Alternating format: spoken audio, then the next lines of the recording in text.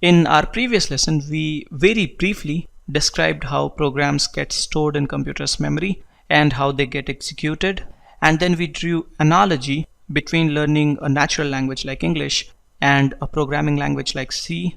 Now in this lesson we are going to have some real action. We are going to write our first program in C. It's a tradition that whenever you learn a new programming language, the first program that you write in that language is to print hello world on screen. So let's write this program.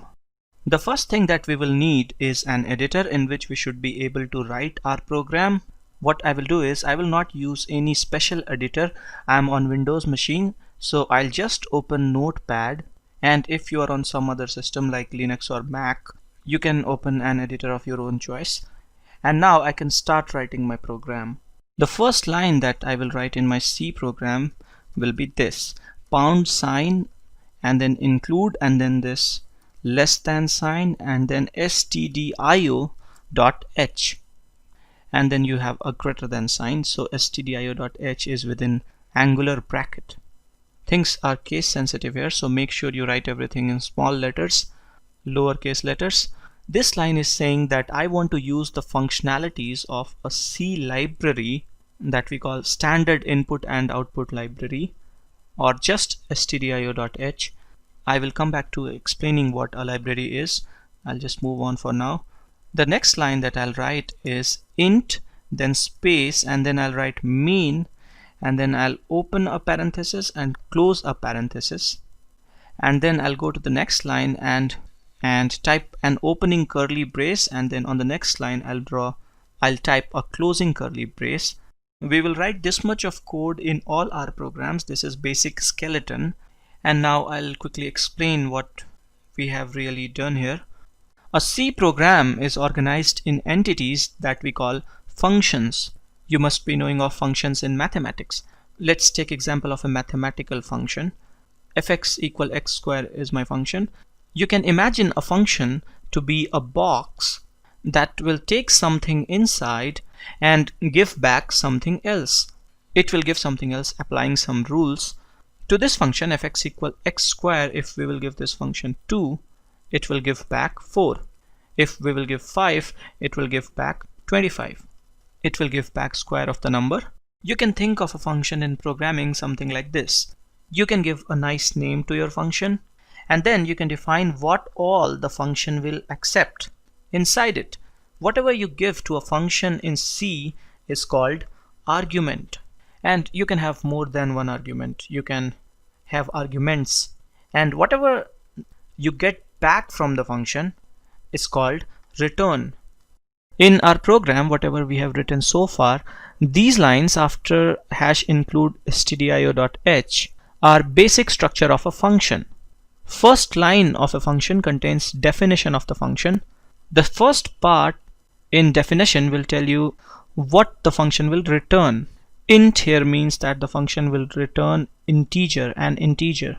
Before the start of parenthesis, what we have is name of the function. So this function has name main, and right now there is nothing inside the parenthesis, but inside the parenthesis you define what all the function will accept inside it, what all the function will accept as arguments. A function may not need arguments, and a function sometimes may not return anything. After the definition of the function, we must have an opening curly brace, and then we can have some statements to perform some task. We can have as many statements as we want, and after all the statements we must have a closing curly brace. Closing curly brace will mark the end of function. Whatever is in between the opening brace and the closing brace is what we can call the body of the function. Statements are executed sequentially. A function in a program is basically an entity that can perform a specific subtask. In a C program, you must always have a function named main. The execution of your C program always starts with first statement in the main function. You can write a function of your own, but there are some pre-written and pre-implemented functions in C to perform some important tasks, and these functions are organized in what we call libraries.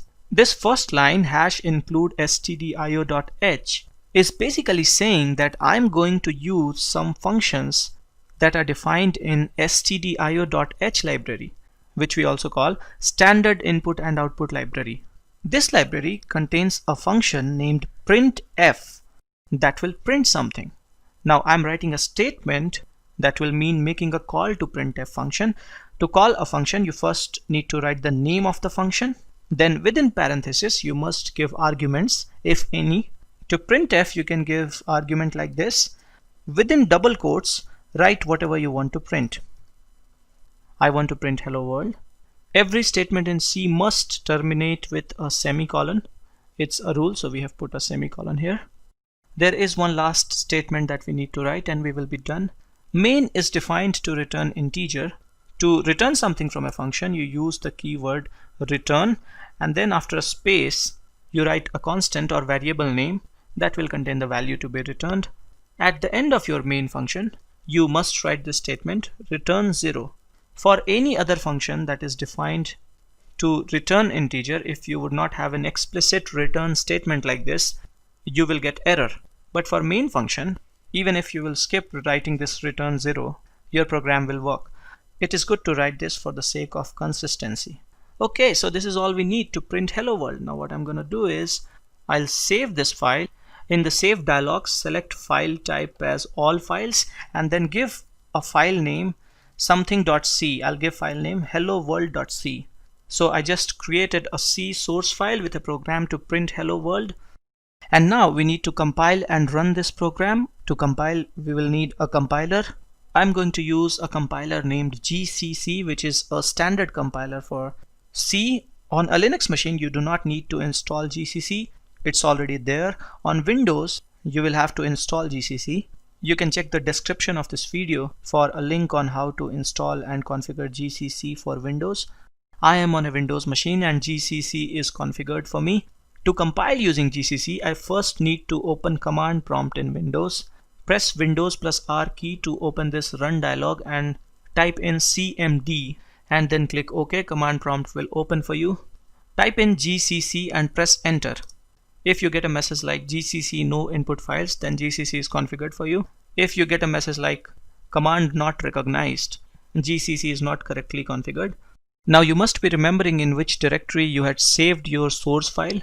For me, it's in my code directory in C drive. There is this file hello world.c. In command prompt, I first need to go to this directory. So I'll say cd for change directory and type in the path. Now I'm in my code directory. And now I'll type in gcc and the name of the C file. For me, it's hello world.c. You can type the same command on a shell in Linux. If you hit enter and no message comes, your program has compiled and an executable has been generated. By default, an executable named A is generated. This is a.exe on Windows. On Linux, a file named a.out will be generated. In Windows, you can double click and run this file. But if you will double click, something will flash and go away. This is because program starts execution and before you can see the output, it finishes. For your machine, running a simple print statement is a task of milliseconds. If you want to see the output, you can run the executable from command prompt itself. Type in a.exe here. On Linux, you can run a.out, and when you will press enter, you have the output here. If you are able to do this much, congratulations, you ran your first program in C. Please note that there are a lot of compilers that give you very nice UI in which you will have an editor, and within the UI itself you will be able to compile and run your program, and there will be a lot of cool features to detect errors in your program. We call these compilers integrated development environments or IDEs. We will show you how to work with some of the IDEs in our next lesson. This is it for this lesson. Thanks for watching.